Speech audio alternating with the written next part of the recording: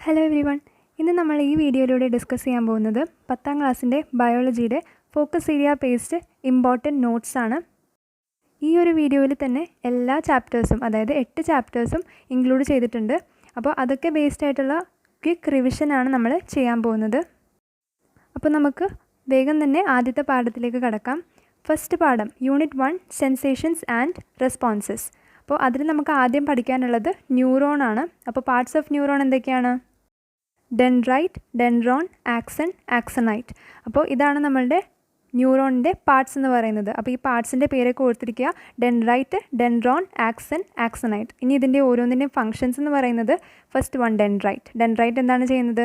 Receive impulses from adjacent neuron. അടുത്തുള്ള ന്യൂറോണിൽ നിന്ന് ഇമ്പൾസ് റിസീവ് ചെയ്യുന്ന ഫംഗ്ഷനാണ് ഡെൻഡ്രൈറ്റ് ചെയ്യുന്നത്. Dendron carries impulse from dendrites to the cell body. ഡെൻഡ്രൈറ്റ്സിൽ നിന്ന് സെൽ ബോഡിയിലേക്ക് ഇമ്പൾസ് ക്യാരി ചെയ്യുന്ന ആളാണ് dendron. Axon carries impulses from the cell body to outside. ആക്സൺ ഇമ്പൾസുകളെ സെൽ ബോഡിയിൽ നിന്ന് ഔട്ട്സൈഡിലേക്ക്, പുറത്തേക്ക് ക്യാരി ചെയ്യുന്നു. ആക്സണൈറ്റ് ആണെങ്കിൽ ഇമ്പൾസിനെ സിനാപ്റ്റിക് നോബിലേക്ക് ക്യാരി ചെയ്യുന്നു. Function of synaptic knob is to create neuro transmitter. Synaptic നോബിൻ്റെ function എന്ന് പറയുന്നത് സെക്രീറ്റ് ന്യൂറോ ട്രാൻസ്മിറ്റർ ആണ്. അടുത്തത് ഡിഫറെൻറ്റ് ടൈപ്സ് ഓഫ് നെർവ്സ് ആണ്.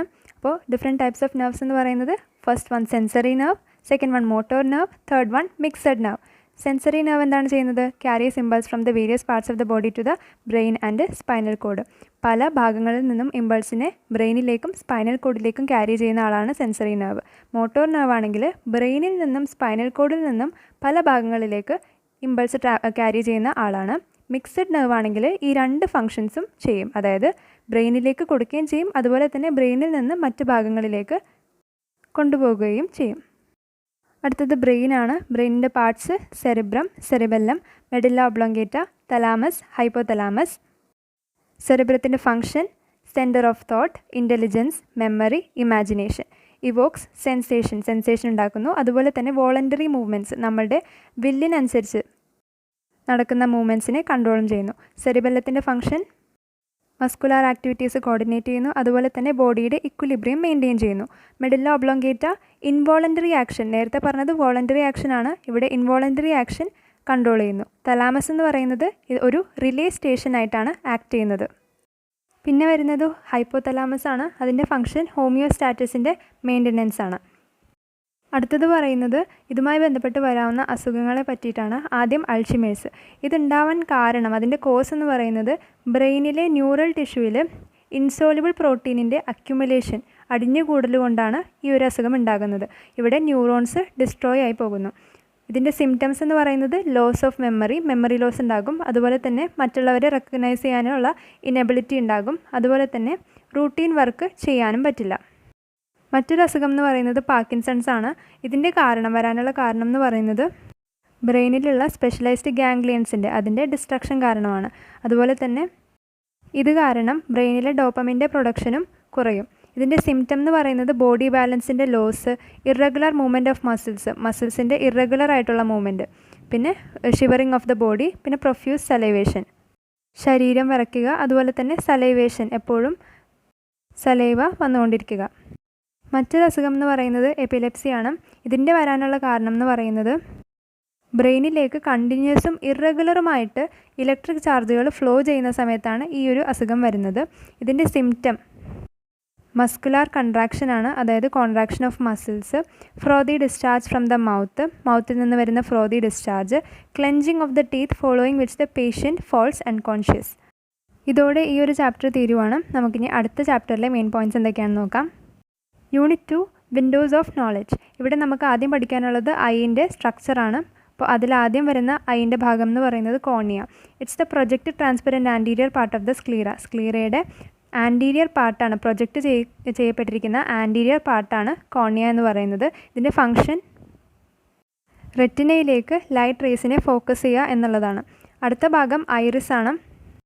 ഐറിസിനെ കുറിച്ച് ചോദിച്ചു കഴിഞ്ഞാൽ നമ്മൾ എഴുതണം കോർണിയയുടെ പിറകിൽ കൊറോയിഡിൻ്റെ ഭാഗമായിട്ട് കാണുന്ന ഒരു പാർട്ടാണ് ഐറിസ്. ഇതിൻ്റെ ഫംഗ്ഷൻ എന്ന് പറയുന്നത് മെയിനായിട്ട് കണ്ണിനൊരു കളർ കൊടുക്കുക. അതിലൊരു മെലാനിൻ എന്ന് പറയുന്ന പിഗ്മെൻ്റ് ഉള്ളത് കൊണ്ട് തന്നെ ഐറിസിന് ഒരു ഡാർക്ക് കളറാണ് കൊടുക്കുന്നത്. നെക്സ്റ്റ് പാർട്ട് പ്യൂപ്പിലാണ്. It's the aperture seen at the centre of the ഐറിസിൻ്റെ നടുക്കായിട്ട് കാണുന്ന അപ്പേർച്ചറാണ് pupil. That regulate the amount of light falling on the eyes. കണ്ണിൽ വീഴുന്ന ലൈറ്റിൻ്റെ എമൗണ്ട് റെഗുലേറ്റ് ചെയ്യുന്ന ആളാണ് pupil. Next is lens. Ciliary മസിൽസുമായിട്ട് കണക്ട് ചെയ്തിരിക്കുന്ന ഒരു ഇലാസ്റ്റിക് ട്രാൻസ്പെറൻറ്റ് കോൺവെക്സ് ലെൻസാണ് കണ്ണിലെ ലെൻസ് എന്ന് പറയുന്നത്. ഇതും റെറ്റിനയിൽ ലൈറ്റിനെ ഫോക്കസ് ചെയ്യാനുള്ള ഫംഗ്ഷനാണ് ചെയ്യുന്നത്. അടുത്തത് റെറ്റിന എന്താണെന്നാണ്. ഫോട്ടോ റിസെപ്റ്റേഴ്സ് അടങ്ങിയിട്ടുള്ള inner layer of the I, അതിനെയാണ് റെറ്റിന എന്ന് പറയുന്നത്. അവിടെയാണ് ഇമേജ് ഉണ്ടാകുന്നത്. അടുത്തത് യെല്ലോ സ്പോട്ടാണ്. ഒരുപാട് അധികം ഫോട്ടോ റിസെപ്റ്റേഴ്സ് കാണുന്ന ഒരു ഏരിയയെ പറയുന്നതാണ് യെല്ലോ സ്പോട്ട്. അവിടെയായിരിക്കും മാക്സിമം വിഷ്വൽ ക്ലാരിറ്റി ഉണ്ടാകുക. അടുത്തത് ഒപ്റ്റിക് നെർവാണ്. ഒരു ഒപ്റ്റിക് നെർവ് എന്ന് പറയുന്നത് ഒരു സെൻസറി നെർവാണ്. അത് തുടങ്ങുന്നത് ബ്ലൈൻഡ് സ്പോട്ടിൽ നിന്നാണ്. അതിൻ്റെ ഫംഗ്ഷൻ എന്ന് പറയുന്നത് ഫോട്ടോ റിസെപ്റ്ററിൽ നിന്നും ബ്രെയിനിലെ വിഷ്വൽ സെൻറ്ററിലേക്ക് ഇമ്പൾസിനെ ട്രാൻസ്മിറ്റ് ചെയ്യുക എന്നുള്ളതാണ്. അടുത്തത് ബ്ലൈൻഡ് സ്പോട്ടാണ്. യെല്ലോ സ്പോട്ടിന് ജസ്റ്റ് ഓപ്പോസിറ്റാണ് ബ്ലൈൻഡ് സ്പോട്ട്. യെല്ലോ സ്പോട്ടിൽ അധികം ഫോട്ടോ റിസെപ്റ്റേഴ്സ് കാണപ്പെടുന്നു. ബ്ലൈൻഡ് സ്പോട്ടിൽ ഫോട്ടോ റിസെപ്റ്റേഴ്സ് ആബ്സെൻ്റ് ആണ്, അവിടെ കാണുന്നില്ല. അതുകൊണ്ട് തന്നെ ബ്ലൈൻഡ് സ്പോട്ടിൽ ദെർ ഇസ് നോ വിഷൻ. ഈ ബ്ലൈൻഡ് സ്പോട്ടിൽ നിന്ന് തന്നെയാണ് ഒപ്റ്റിക് നെർവിൻ്റെ തുടക്കം. അടുത്തത് കീമോ റിസെപ്റ്റേഴ്സിനെ പറ്റിയിട്ടാണ്. അതായത് ടേസ്റ്റിനെ സെൻസ് ചെയ്യുന്ന റിസെപ്റ്റേഴ്സാണ് കീമോ റിസെപ്റ്റേഴ്സ്. അപ്പോൾ ഇതിൻ്റെ ആ ഒരു ചാർട്ടാണ് നമ്മൾ പറയുന്നത്. Substances responsible for the taste dissolve in saliva. Taste തരുന്ന സബ്സ്റ്റൻസുകൾ സലൈവയിൽ ഡിസോൾവ് ചെയ്യുന്നു. അതിനുശേഷം അവർ ടേസ്റ്റ് ബഡിൽ എൻ്റർ ചെയ്യുന്നു. ടേസ്റ്റ് ബഡിൽ എൻ്റർ ചെയ്തതിന് ശേഷം അത് കീമോ റിസെപ്റ്റേഴ്സിനെ, അതായത് ടേസ്റ്റിനെ സെൻസ് ചെയ്യുന്ന റിസെപ്റ്റേഴ്സിനെ സ്റ്റിമുലേറ്റ് ചെയ്യുന്നു. അങ്ങനെ സ്റ്റിമുലേറ്റ് ചെയ്യപ്പെടുന്ന കീമോ റിസെപ്റ്റേഴ്സ് ഇമ്പൾസിനെ ജനറേറ്റ് ചെയ്യുന്നു. അത് നെർവിലൂടെ ട്രാവൽ ചെയ്തിട്ട് ബ്രെയിനിലേക്ക് എത്തുന്നു. അപ്പോഴാണ് നമുക്ക് ടേസ്റ്റ് എക്സ്പീരിയൻസ് ചെയ്യുന്നത്. അടുത്തത് ഓൾഫാക്ടറി റിസെപ്റ്റേഴ്സിനെ പറ്റിയിട്ടാണ്. അതായത് സ്മെല്ലിനെ സെൻസ് ചെയ്യുന്ന receptors. That is aromatic particles diffuse in the air and enter the nostrils. Smell തരുന്ന പാർട്ടിക്കിൾസ് എയറിൽ ഡിഫ്യൂസ് ചെയ്തുകൊണ്ട് നമ്മളുടെ നോസ്ട്രിൽസിൽ എൻ്റർ ചെയ്യുന്നു. ഈ പാർട്ടിക്കിൾസ് നോസ്ട്രിൽസിൽ കാണപ്പെടുന്ന മ്യൂക്കസിൽ ഡിസോൾവ് ചെയ്യുന്നു. അങ്ങനെ ഓൾഫാക്ടറി റിസെപ്റ്റേഴ്സിനെ സ്റ്റിമുലേറ്റ് ചെയ്യുന്നു. നേരത്തെ പറഞ്ഞ പോലെ ഇമ്പൾസിനെ ജനറേറ്റ് ചെയ്യുന്നു. ഇവിടെ ഓൾഫാക്ടറി നെർവാണ് ഈ ഇമ്പൾസിനെ ബ്രെയിനിലേക്ക് ക്യാരി ചെയ്യുന്നത്. എന്നിട്ട് നമുക്ക് സ്മെല്ല് എക്സ്പീരിയൻസ് ചെയ്യുന്നു. ഇനി പറയുന്നത് ഇതുമായി ബന്ധപ്പെട്ട് വരാവുന്ന ഡിസീസസിനെ പറ്റിയിട്ടാണ്. ആദ്യത്തേത് നൈറ്റ് ബ്ലൈൻഡ്നെസ് ആണ്. ഇത് വരാനുള്ള കാരണം എന്ന് പറയുന്നത് വൈറ്റമിൻ എയുടെ ഡെഫിഷ്യൻസിയാണ്. വൈറ്റമിൻ എയുടെ ഡെഫിഷ്യൻസി കാരണം റെറ്റിനലിൻ്റെ പ്രൊഡക്ഷനും കുറയും. അതുകൊണ്ടാണ് നൈറ്റ് ബ്ലൈൻഡ്നെസ് വരുന്നത്. ഇതിൻ്റെ symptom objects cannot be seen clearly in dim light. ഡിമ്മായിട്ടുള്ള ലൈറ്റിൽ സാധനങ്ങൾ ക്ലിയർ ആയിട്ട് കാണാൻ പറ്റില്ല. അടുത്തത് സെറോഫ്താൽമിയയാണ്. ഇതിൻ്റെ കാരണം എന്ന് പറയുന്നത് prolonged deficiency of vitamin A. അതായത് കുറേ നാളായിട്ട് ഒരാൾക്ക് വൈറ്റമിൻ എയുടെ ഡെഫിഷ്യൻസി ഉണ്ടെങ്കിൽ അയാൾക്ക് സെറോഫ്താൽമിയ വരാനുള്ള സാധ്യതയുണ്ട്. ഇതിൻ്റെ സിംറ്റം എന്ന് പറയുന്നത് conjunctiva and cornea become dry and opaque. കൺജങ്ക്റ്റീവയും കോർണിയയും ഡ്രൈയും ഒപ്പേക്കുമായി മാറും. ഇത്രയും നേരം നമ്മൾ ഡിസ്കസ് ചെയ്തത് യൂണിറ്റ് 2 ആണ്. അതിൻ്റെ ഇമ്പോർട്ടൻറ്റ് പോയിൻറ്റ്സ് ആണ്. ഇനി നമ്മൾ യൂണിറ്റ് 3ലേക്ക് പോകുകയാണ്. Unit 3 chemical messages for homeostasis. അപ്പോൾ ഇതിൽ നമ്മൾ ആദ്യം പറയുന്നത് ഗ്ലൂക്കോസ് മെയിൻ്റനൻസിൽ, ബ്ലഡ് ഗ്ലൂക്കോസ് മെയിൻ്റനൻസിൽ പാൻക്രിയാസ് ഒരു വലിയ റോൾ തന്നെയാണ് കാണിക്കുന്നത്. അത് എങ്ങനെയാണെന്നാണ് അടുത്ത 2 ലൈൻസിൽ പറയുന്നത്. ഇൻസുലിൻ എന്ന് പറയുന്ന ബീറ്റാ സെല്ല് അത് ഗ്ലൂക്കോസിനെ ഗ്ലൈക്കോജനായിട്ട് ലിവറിലും മസിൽസിലും കൺവേർട്ട് ചെയ്യുന്നു. അതേസമയം ലിവറിൽ സ്റ്റോർ ചെയ്തിരിക്കുന്ന ഗ്ലൈക്കോജനെ ഗ്ലൂക്കോസായിട്ട് ഗ്ലൂക്കഗൺ എന്ന ആൽഫ സെല്ല് കൺവേർട്ട് ചെയ്യുന്നു. അടുത്തത് പറയുന്നത് ഡയബറ്റീസിനെ പറ്റിയിട്ടാണ്. Diabetes is a condition where the level of glucose before breakfast is above 126 mg/100 ml of blood. Diabetes എന്ന് പറയുന്നത് ഗ്ലൂക്കോസിൻ്റെ ലെവൽ ബ്രേക്ക്ഫാസ്റ്റ് കഴിക്കുന്നതിന് മുമ്പ് 126 mg 100 ml ഓഫ് ബ്ലഡ് അതിനേക്കാൾ കൂടുതലാകുമ്പോഴുള്ള കണ്ടീഷനെയാണ്. ഡയബറ്റീസ് വരാനുള്ള കാരണം ഇൻസുലിൻ്റെ ഡിക്രീസ്ഡ് അല്ലെങ്കിൽ റെഡ്യൂസ്ഡ് പ്രൊഡക്ഷനാണ്. പ്രൊഡക്ഷൻ കുറയുമ്പോഴാണ് ഡയബറ്റീസ് വരാൻ സാധ്യത. ഈ പ്രൊഡക്ഷൻ കുറയുന്നത് ബീറ്റാ സെൽസ് അല്ലെങ്കിൽ ഇൻസുലിൻ പ്രൊഡ്യൂസ് ചെയ്യുന്ന സെൽസിൻ്റെ ഡിസ്ട്രക്ഷൻ സംഭവിക്കുമ്പോഴോ അല്ലെങ്കിൽ ഈ സെൽസിന് ഇൻസുലിൻ പ്രൊഡ്യൂസ് ചെയ്യാൻ ഇനബിലിറ്റി ഉണ്ടാകുമ്പോഴോ ആണ് ഇങ്ങനെ ഇൻസുലിൻ്റെ പ്രൊഡക്ഷൻ കുറയുന്നത്. ഇതിൻ്റെ സിംറ്റംസ് എന്ന് പറയുന്നത് increased apatite and thirst and frequent urination ആണ്. എപ്പോഴും ദാഹവും വിശപ്പും ഉണ്ടായിരിക്കും. അതുപോലെ തന്നെ എപ്പോഴും യൂറിനേറ്റ് ചെയ്യാനും തോന്നിക്കും. When the calcium level increases thyroid gland secretes calcitonin which regulate blood calcium level by അപ്പോൾ ബ്ലഡിലെ കാൽഷ്യം ലെവൽ ഇൻക്രീസ് ചെയ്യുന്ന സമയത്ത് തൈറോയ്ഡ് ഗ്ലാൻഡ് ഒരു ഹോർമോൺ സെക്രീറ്റ് ചെയ്യും. അതിൻ്റെ പേരാണ് കാൽസൈറ്റോണിൻ.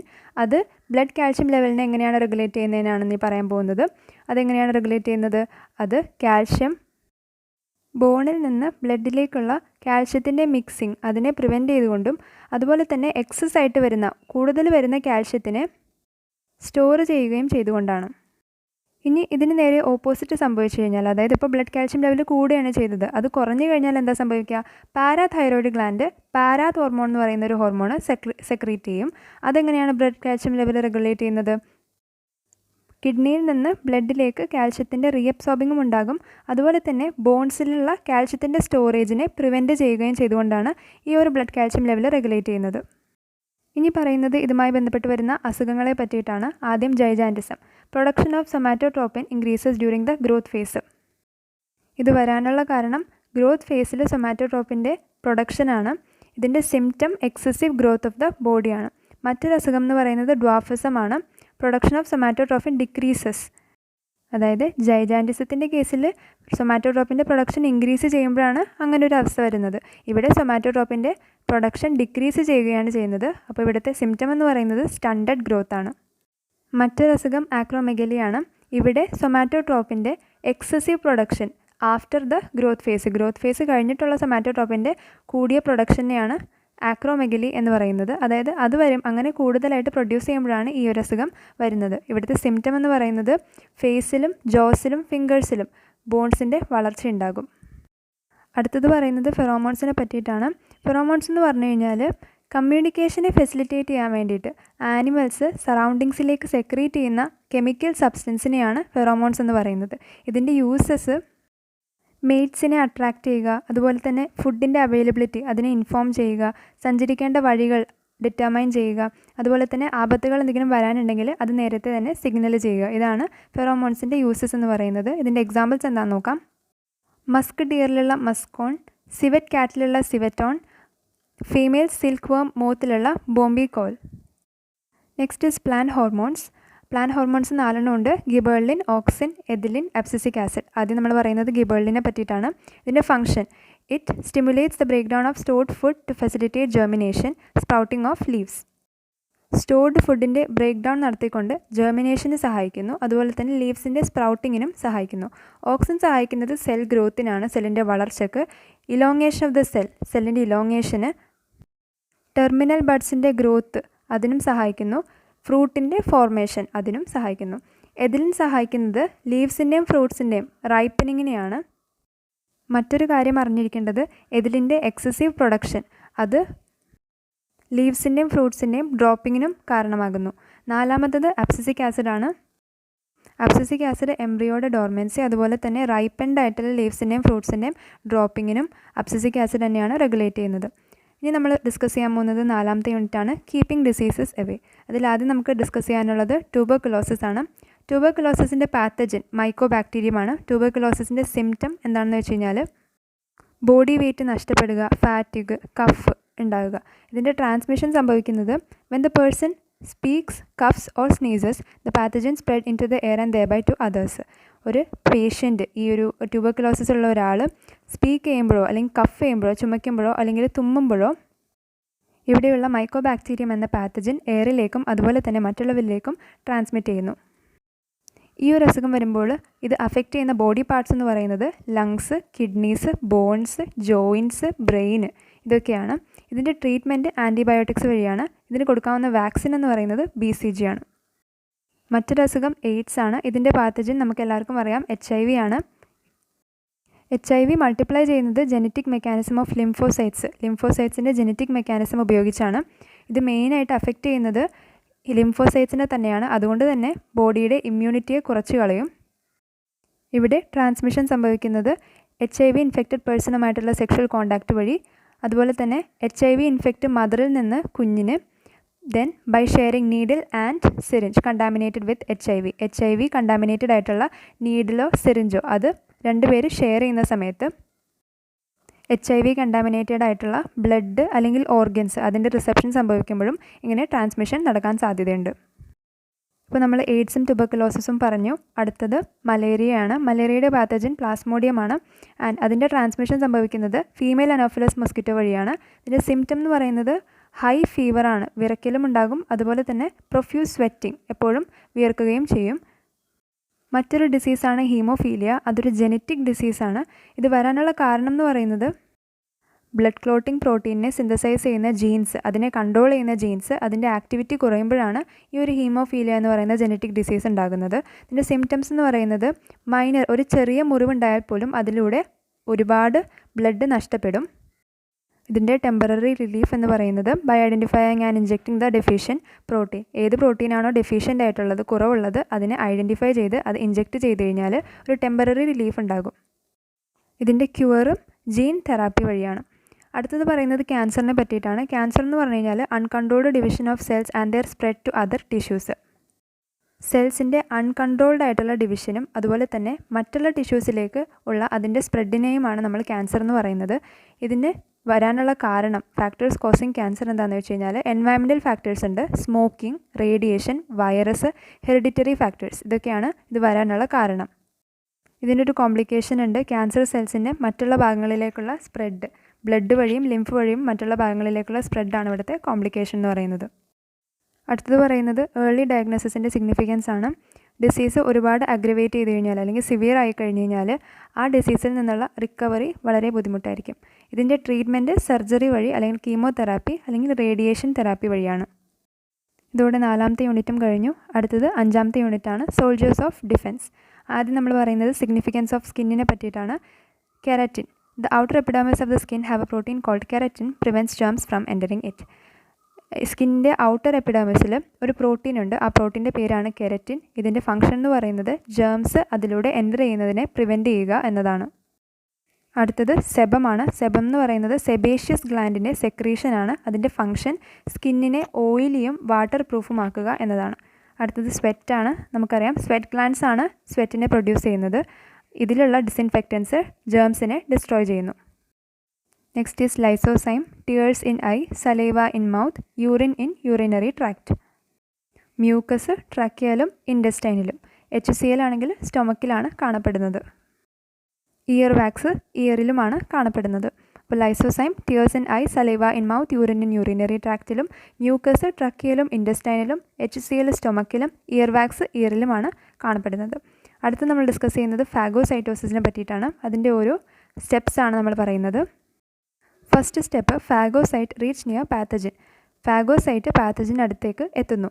അതിനുശേഷം ആ പാത്തജനെ മെംബ്രെയിൻ സാക്കിലേക്ക് എൻഗൾഫ് ചെയ്യുന്നു. അതിനുശേഷം ഈ മെംബ്രെയിൻ സാക്കുമായിട്ട് ലൈസോസോം കമ്പൈൻ ചെയ്ത് ലൈസോസോമിലുള്ള എൻസൈംസ് ഈ പാത്തജനെ ഡീജനറേറ്റ് ചെയ്ത് ഡിസ്ട്രോയ് ചെയ്ത് കളയുന്നു. ഇങ്ങനെയാണ് ഫാഗോസൈറ്റോസിസ് എന്ന പ്രോസസ്സ് നടക്കുന്നത്. അടുത്തത് പറയാൻ പോകുന്നത് ഫീവറിലുള്ള സ്റ്റേജസ് ആണ്. Normal temperature, body normal temperature എന്ന് പറയുന്നത് 37 ഡിഗ്രി ആണ്. ഫാരൻഹീറ്റ്സിൽ പറയുവാണെങ്കിൽ 98.6 ഫാരൻഹീറ്റ് ആണ്. ആദ്യത്തെ സ്റ്റെപ്പ്, ബോഡിയിലേക്ക് പാത്തജൻസ് എൻ്റർ ചെയ്യുന്നു. The presence of toxins produced by the pathogen stimulate the white blood cells. ഈ പാത്തജൻസ് ഉണ്ടാക്കുന്ന ടോക്സിൻസ്, അതിൻ്റെ പ്രസൻസ് വൈറ്റ് ബ്ലഡ് സെൽസിനെ സ്റ്റിമുലേറ്റ് ചെയ്യുന്നു, ആക്ടിവേറ്റ് ചെയ്യുന്നു. Chemical substances produced by the white blood cells raises the body temperature. ഇത് കാരണം white blood cells ഉണ്ടാക്കുന്ന chemicals body temperature increase ചെയ്യുന്നു. Rise of body temperature reduces the rate of multiplication of pathogens, increases the effect of phagocytosis. ഇങ്ങനെ body temperature rise ചെയ്യുന്ന സമയത്ത് പാത്തജൻസിൻ്റെ multiplication rate അതിനെ കുറയ്ക്കുകയും ഫാഗോസൈറ്റോസിസിൻ്റെ ഇഫക്റ്റിനെ increase ചെയ്യുകയും ചെയ്യുന്നു. ഇനി പറയുന്നത് ഒരു ക്വസ്റ്റ്യൻ ആണ്. Fever is a defence mechanism. Why? Fever എന്ന് പറയുന്നത് ഒരു ഡിഫെൻസ് മെക്കാനിസമാണ്. എന്തുകൊണ്ടാണ് അങ്ങനെ പറയുന്നത്? ഇതിൻ്റെ answer, fever prevents the rapid multiplication of bacteria and also increases the effect of phagocytosis. അടുത്തത് പറയുന്നത് വാക്സിൻസിനെ പറ്റിയിട്ടാണ്. വാക്സിൻസ് എന്ന് പറയുന്നത് ഇമ്മ്യൂണൈസേഷൻ ഉപയോഗിക്കുന്നത്, ഇമ്മ്യൂണിറ്റി കൂട്ടുന്നതിന് വേണ്ടി ഉപയോഗിക്കുന്ന സബ്സ്റ്റൻസസ് ആണ്. ആർട്ടിഫിഷ്യൽ ഇമ്മ്യൂണൈസേഷൻ ഉപയോഗിക്കുന്ന സബ്സ്റ്റൻസസ് ആണ് വാക്സിൻ. ഇനി പറയുന്നത് വാക്സിൻ്റെ ഫംഗ്ഷനെ പറ്റിയിട്ടാണ്. വാക്സിനിലുള്ള കമ്പണൻസ് ആൻറ്റിജൻ ആയിട്ടാണ് ആക്ട് ചെയ്യുന്നത്. അത് ബോഡിയുടെ ഡിഫെൻസ് മെക്കാനിസത്തിനെ ആക്ടിവേറ്റ് ചെയ്യുന്നു അല്ലെങ്കിൽ സ്റ്റിമുലേറ്റ് ചെയ്യുന്നു.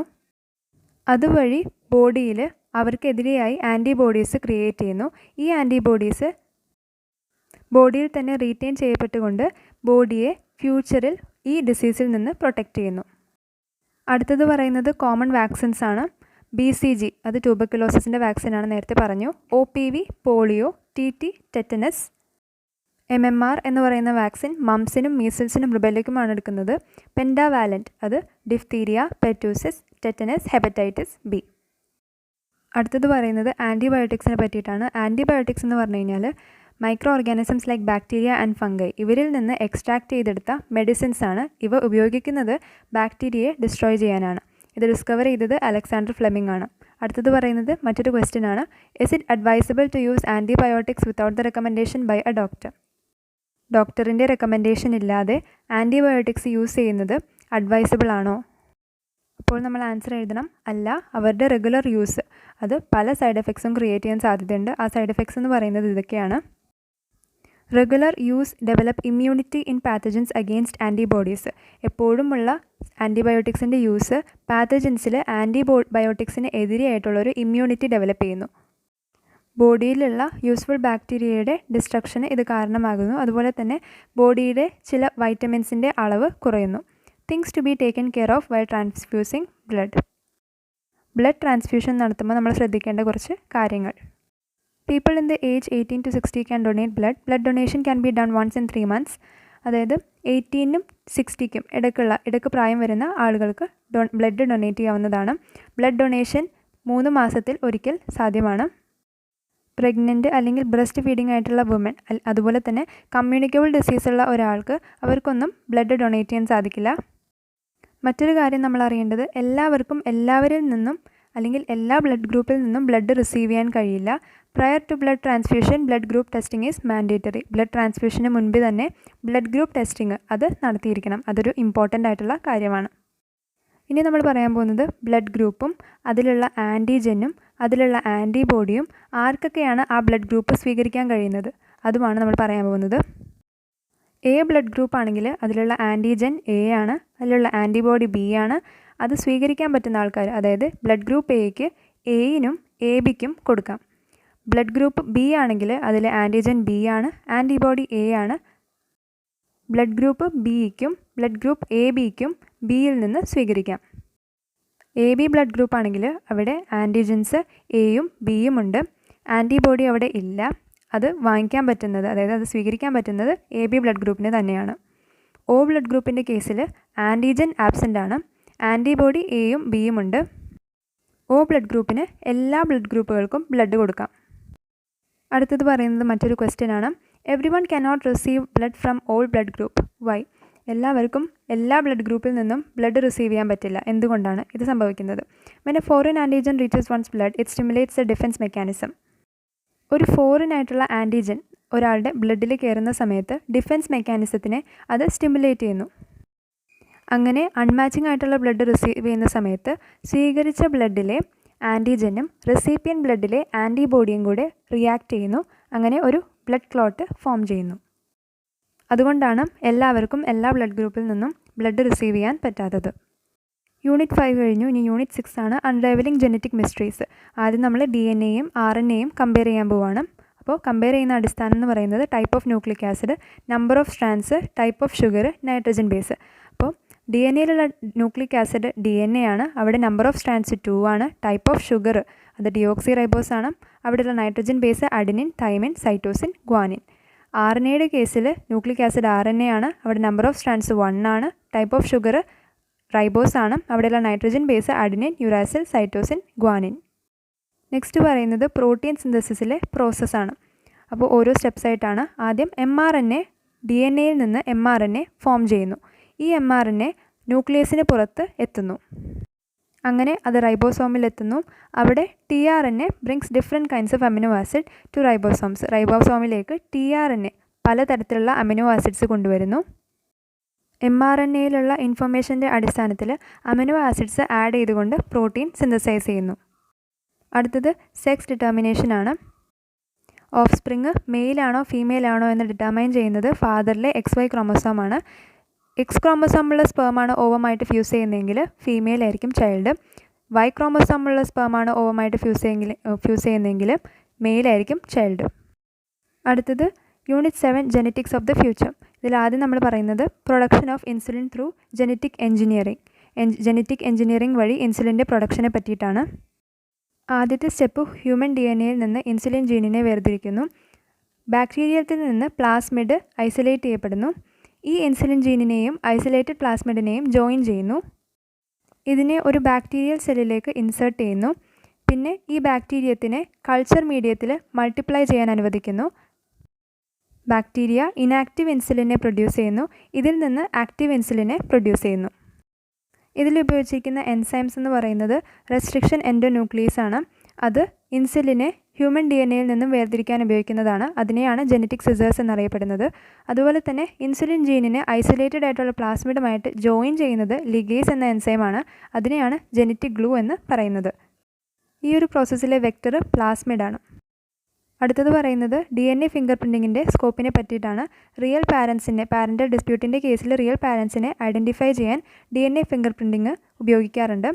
പിന്നെ നാച്ചുറൽ കലാമിറ്റീസിൻ്റെയൊക്കെ സമയത്ത് കാണാതായ ആൾക്കാരെ ഐഡൻറ്റിഫൈ ചെയ്യാനും ഹെറിഡിറ്ററി ക്യാരക്ടറിസ്റ്റിക്സ് എന്തൊക്കെയാണെന്ന് കണ്ടുപിടിക്കാനും അതുപോലെ തന്നെ സസ്പെക്റ്റഡ് ആയിട്ടുള്ള ആളുകളിൽ നിന്ന് റിയൽ കൾപ്രിറ്റ് ആരാന്ന് അറിയാനും ഇത് സഹായിക്കുന്നു. അടുത്തത് യൂണിറ്റ് 8 ആണ്, the paths traversed by life. അതിലാദ്യം പറയുന്നത് തിയറി ഓഫ് കെമിക്കൽ എവല്യൂഷൻ ആണ്. AI Oparin, JBS Haldane. ഇതിലാദ്യം നടക്കുന്നത് formation of atmosphere of primitive earth. Primitive എർത്തിൻ്റെ അറ്റ്മോസ്ഫിയർ ഉണ്ടാകുന്നു. Hydrogen, nitrogen, carbon dioxide, methane, ammonia, water vapour, hydrogen sulphide എന്നീ elements ഒക്കെ ഉണ്ടാകുന്നു. ഫ്രീ ഓക്സിജൻ അല്ല ഉള്ളത്. അത് കഴിഞ്ഞ് പ്രിമിറ്റീവ് ഓഷ്യൻ ഉണ്ടാകുന്നു.